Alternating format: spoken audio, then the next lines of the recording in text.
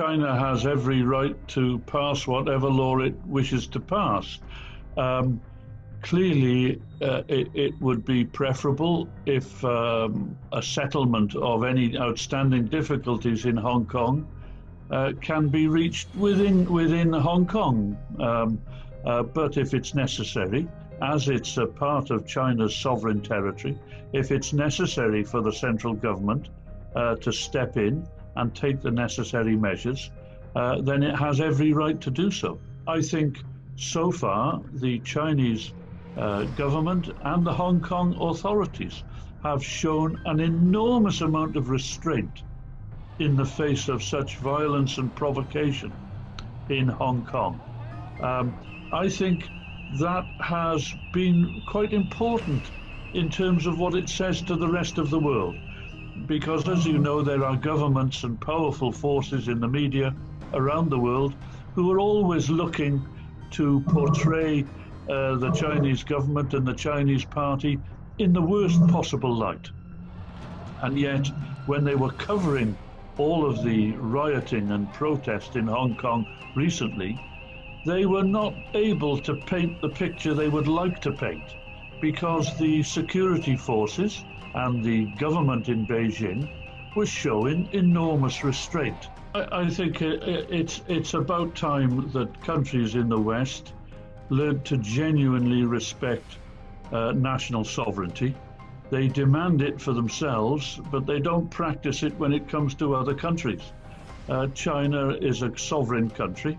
Hong Kong is part of sovereign China, while at the same time enjoying very substantial devolved powers.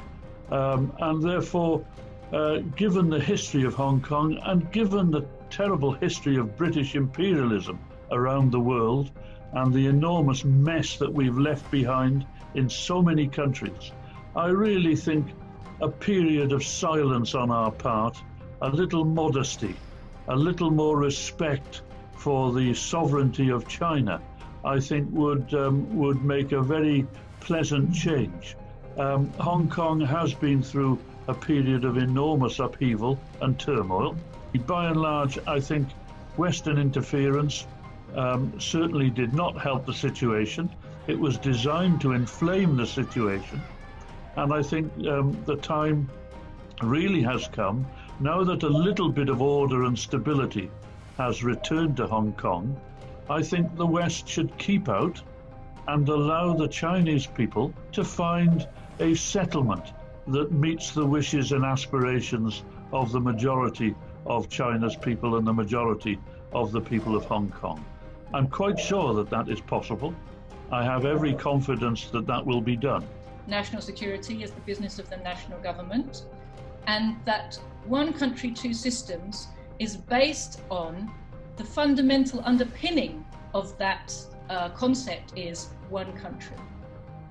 One country is what everybody has signed up to in order to allow two systems to flourish, and using the two systems as a way to divide China. They have, in fact, gone against their own commitments to one country, two systems constantly by trying to fuel separatism.